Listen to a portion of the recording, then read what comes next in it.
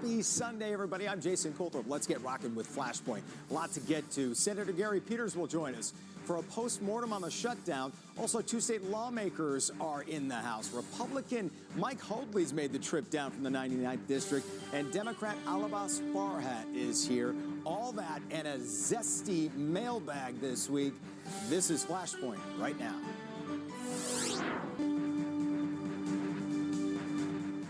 Welcome back on Flashpoint, everybody. With us this morning, Republican Representative Mike Hoadley from Au Gres, right there on Lake Huron, about 160 miles from Detroit. Thanks for making the trip. And Democratic Representative Alabas Farhat from Dearborn represents the 3rd District. Gentlemen, welcome. Appreciate the time this morning. I mentioned earlier in this show the SOAR Fund and the MEDC right off the top, and there's been struggles with both, discussions about both. Let me start with you, Representative. Where are Republicans with these programs right now?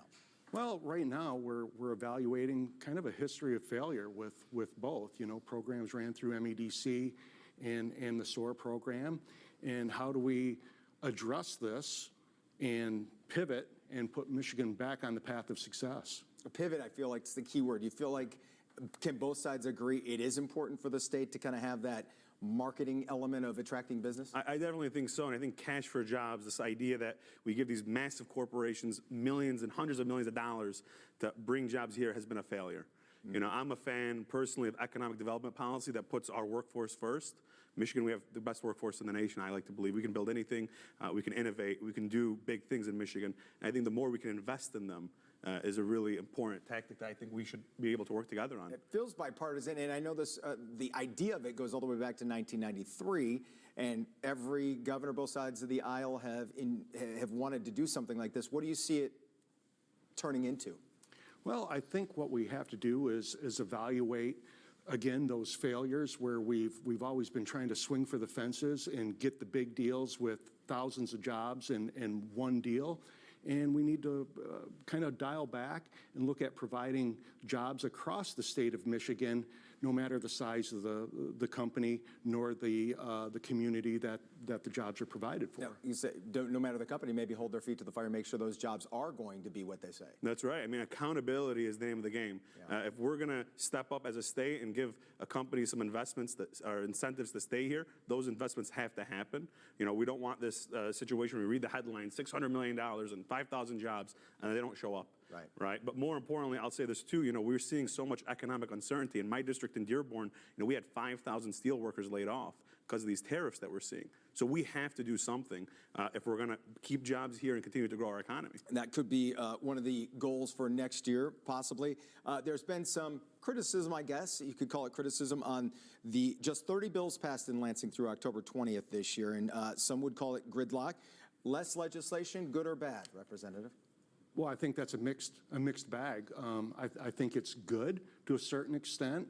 We're able to stop a lot of the things that have been harming the state. You know, and when we talk about economic development and making that pivot, I think one of the biggest aspects of how we need to move forward is performance-based incentives. That way, we're not worrying about doling out taxpayer dollars for investments that never provide a return. And what we do is we address this now as you create the job, then you get the incentive. Yeah, I agree with the idea that we need performance-based incentives, but I'll say this, I'll characterize things a little differently. I'm disappointed personally that we haven't moved more legislation. I mean, we've moved bills, there's 30 bills, that's great, but we haven't done a lot on affordability yet. I mean, I have families that come to me and say, look, my rent's too high, my mortgage is too high, I can't afford groceries, I don't know what I'm gonna do this Thanksgiving. I'm disappointed that when I look at the state legislature, I haven't seen us move things around affordable housing, or I'll be more plain, or even on, you know, education and literacy rates. I mean, these are real things right now that people are looking to us to lead on. And, you know, when you only have 30 bills, how much can you really do in 30 bills? Well, go ahead. Well, I don't think we can subsidize our way into success. And with that, too, we've got a history of passing hundreds of bills through a legislative process, and we can't expect to keep doing the same thing over and over and over again and expect different results. Yeah. So where we're at here is a renewed focus on getting out of the job creators' way, let them run their companies. And, you know, we've just introduced 2 days ago a job creation plan that does just that, incentivize job creation by creating a credit based on the employee's income tax withholding, and the manufacturer, or I should say the employer, will gain a 50% credit for that job. So again, create the job, Yep. get the incentive. Some would say nothing gets agreed upon. It's too hostile right now between the two parties in Lansing, and we saw the budget process was a bit of a mess. Do you see that changing, getting any better next year? I think it could get better. I think, right now voters are looking to us for leadership, and I hope, look, my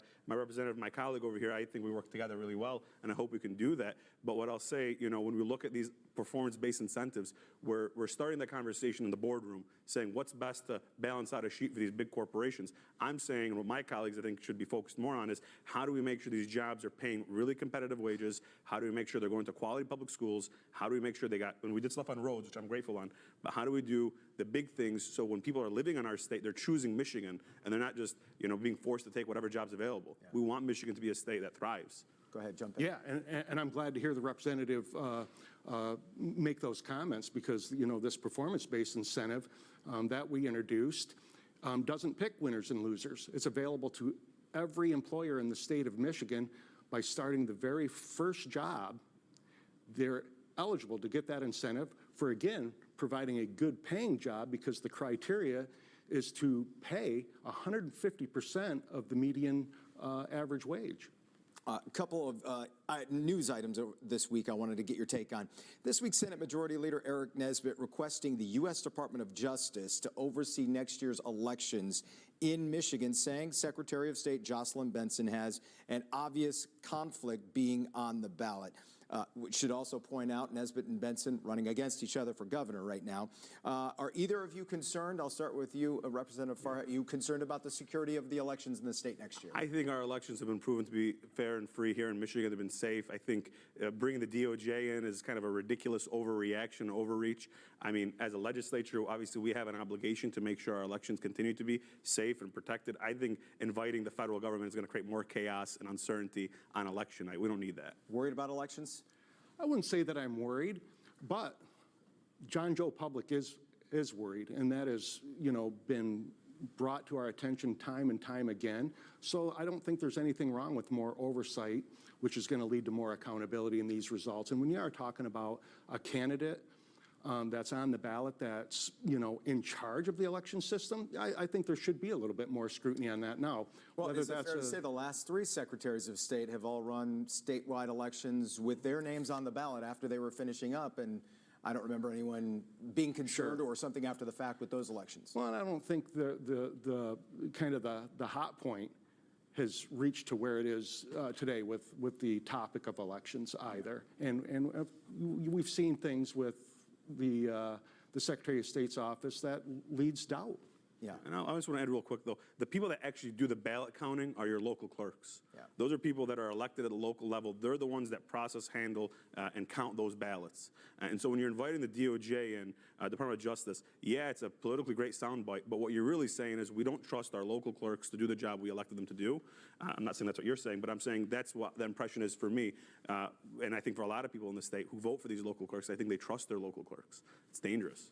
Yeah, well, and I think creating that rhetoric is what creates that divide as well. And by no means are we demonizing our local clerks and the volunteers that run these elections. It's a very important job, and there's a lot of criteria on them to perform that job correctly.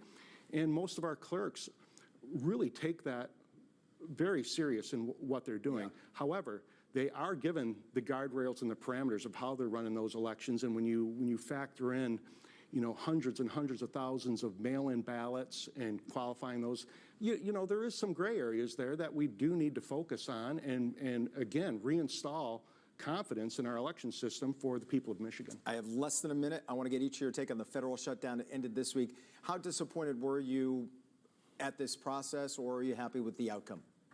Well, I'm happy that we reopened the government. We do have families struggling in this state, so things like the SNAP benefits being reinstated. I think the political pulls on this created that uncertainty, and the shutdown should have been avoided. Yeah, last word. I mean, I'll just say this. I think it was disappointing. You know, the shutdown gave uncertainty for families across the nation. In my district, 60,000 SNAP recipients were left uncertain about if they're going to have their benefits or not. I will say, I think Democrats should have been able to draw that line, hold out for a deal on health care. You're going to see these health care costs skyrocket soon, and health care is too expensive. I'm not saying the subsidies are the answer, but I'm saying do nothing was not okay. He hit the magic words there, didn't he? I'm glad to hear you say that. You cannot subsidize your way into success. Representatives Hoadley and Farhat. Thanks so much, gentlemen, for being here. We appreciate it. Thank you. Let's do it again soon. Absolutely. More Flashpoint right after this.